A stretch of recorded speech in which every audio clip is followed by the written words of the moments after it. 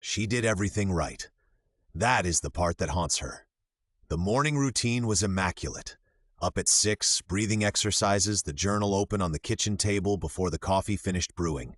She tracked her water intake, took the supplements, walked 30 minutes every evening. Her therapist praised her consistency. Her friends told her she was doing the work. And still, every morning, before the routine kicked in and the machinery of self-improvement began to hum, there was a moment where the weight was simply there. Not a thought, not a mood she could name. A heaviness in the chest, a grayness behind the eyes, as though the whole architecture of wellness she had constructed was sitting on top of something it could not reach. This is a particular kind of suffering the modern world has no adequate language for. It is the suffering of the person who has followed every instruction and still feels untouched. The gratitude lists did not make her grateful. The cold showers did not shock her awake. The symptoms had softened, the panic attacks had stopped, but something underneath, something she had no name for, remained exactly where it had always been, untouched by every remedy laid on top of it. Here is the hard truth that a century of psychological work has confirmed. Suppressing a symptom does not remove its cause. You can push a symptom down and another will rise to take its place because the core of the disturbance has not been reached. The older approach to mental suffering amounted to well-meaning advice. Take a holiday, get more exercise, think positively. And it failed, not because the advice was bad, but because it treated the visible surface while ignoring the vast part of the mind operating below the surface, like the 90% of the iceberg you cannot see. That hidden depth is where the actual causes live, and the causes do not care about your morning routine. What makes this especially disorienting is that many people suffering this way are not clinically diagnosable. They are socially adapted, often accomplished. Their lives work on the outside, but on the inside, the resources of the conscious mind are exhausted. They are stuck, and no amount of optimization can unstick them, because what they need is not a better strategy for managing their pain. What they need is to find out what the pain is actually about. Picture someone who has spent years trying to solve their depression the way you would solve a logistics problem. They have read the books. They have adjusted their sleep hygiene, their diet, their exercise. They have tried therapy, maybe more than one kind, and they can articulate the dynamics of their childhood with clinical precision.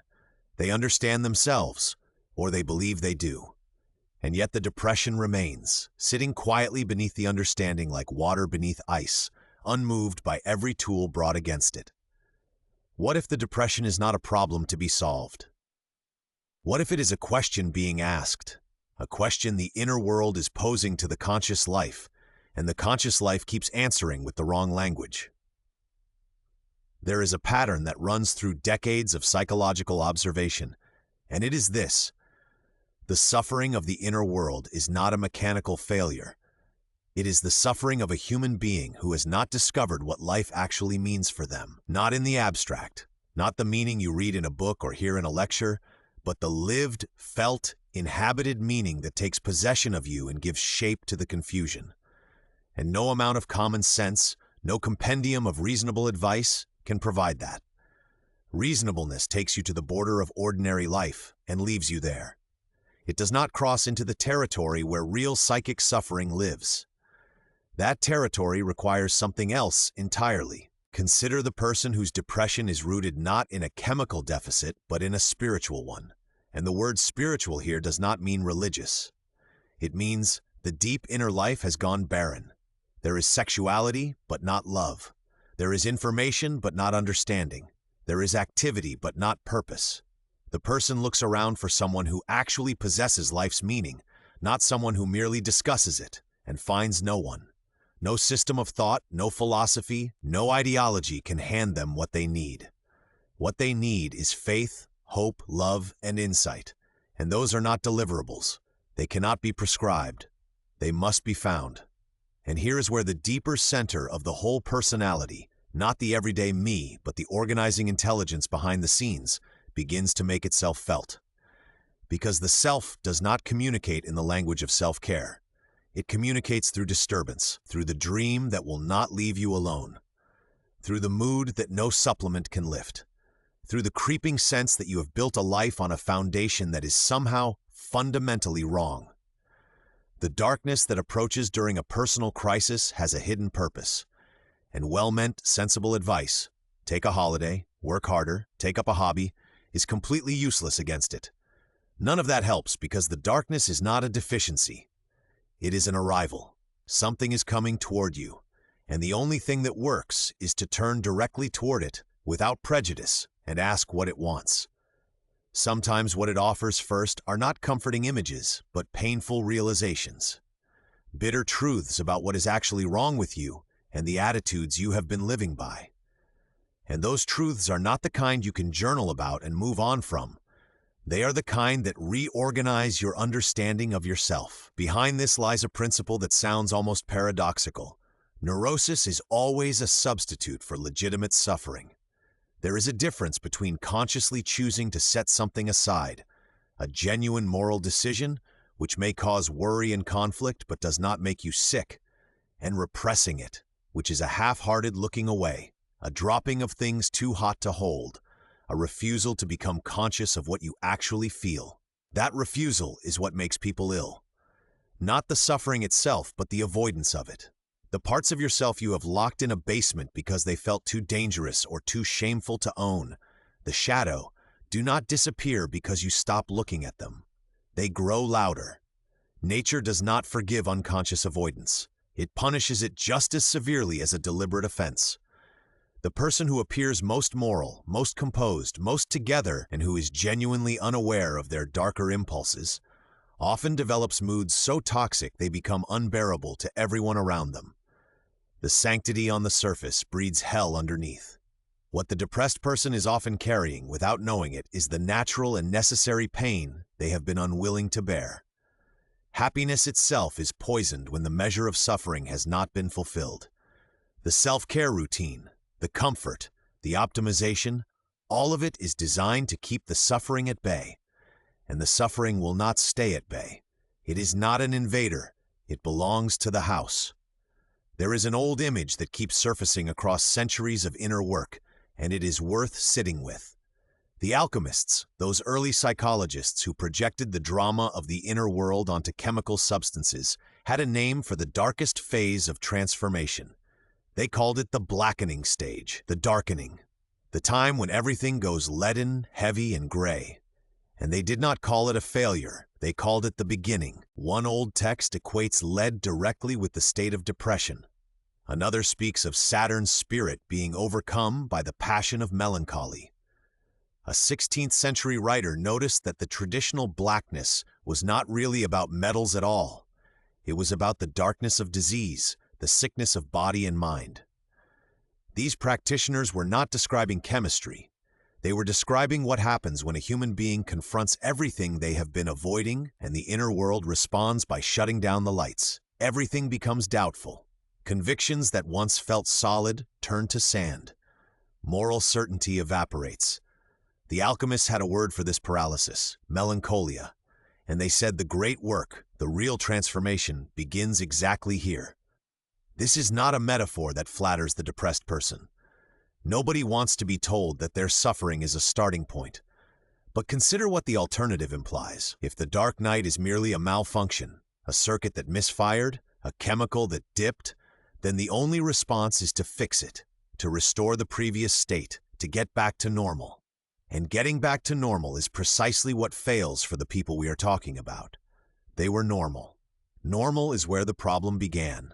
Depression, understood at this depth, is a form of compensation, the inner world's balancing act. When you lean too far one way in waking life, the unconscious pushes back the other way.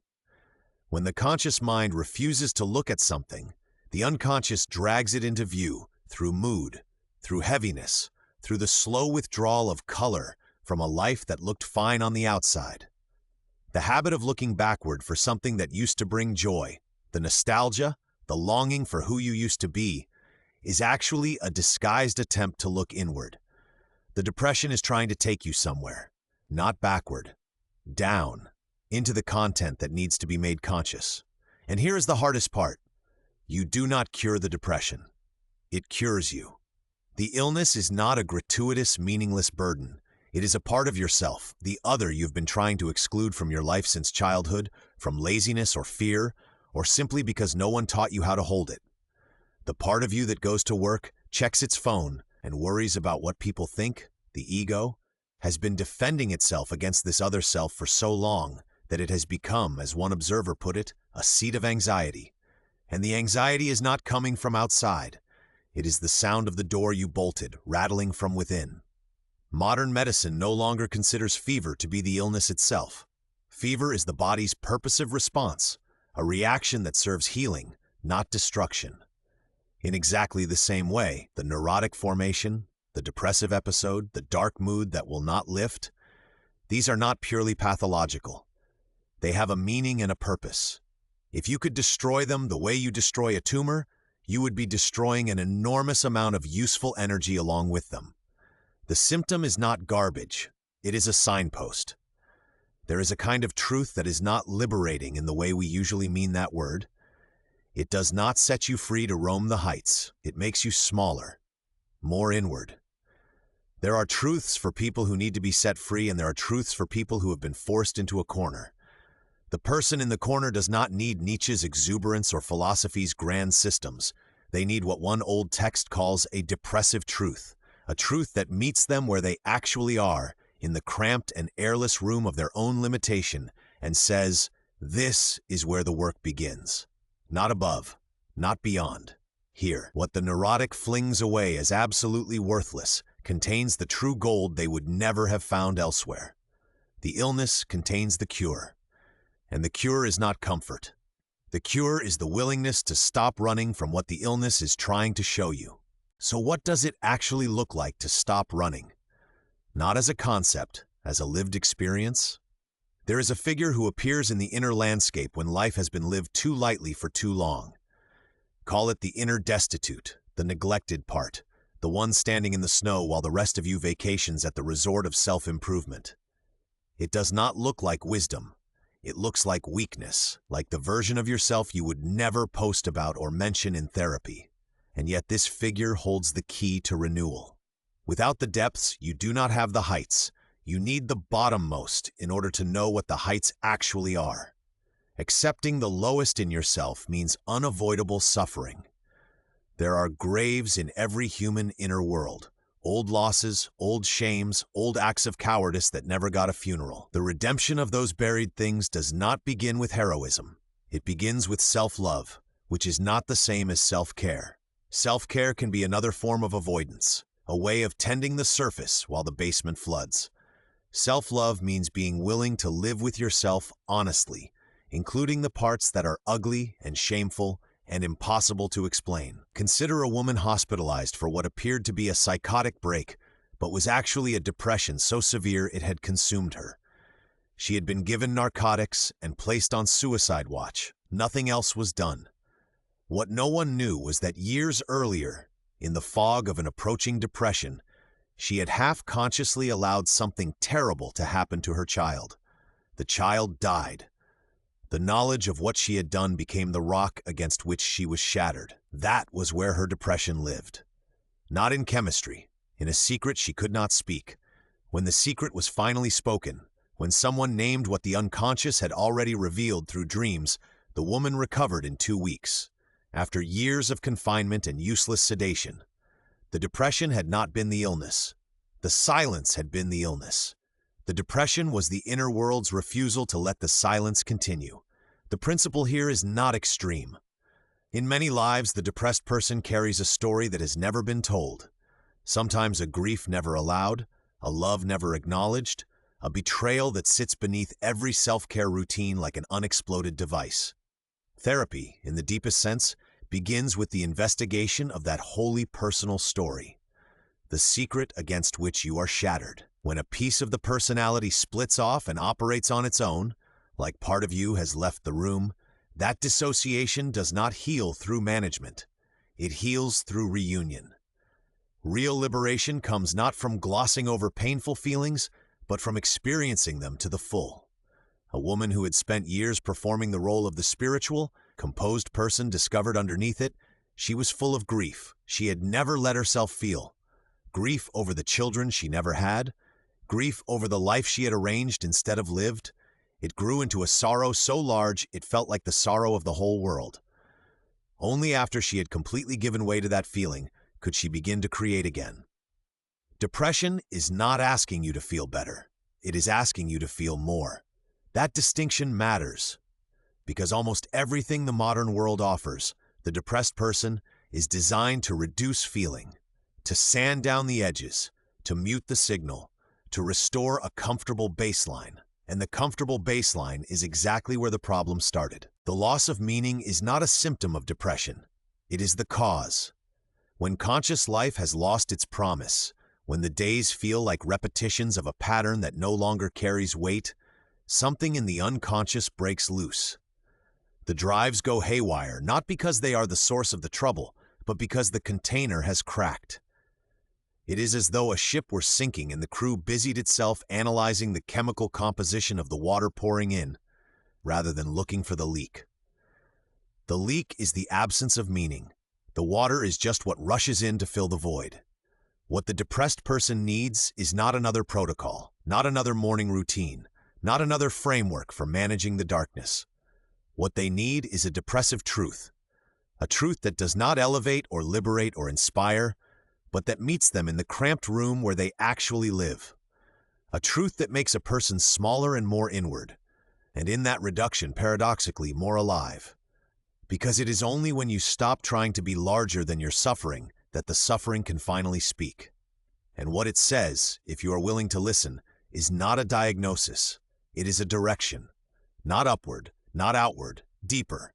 The self-care was never the enemy, but it was never the answer either. The answer lives in the place that self-care was designed to keep you from visiting. And that place, dark, cramped, unglamorous, impossible to monetize, is where the real work has always waited.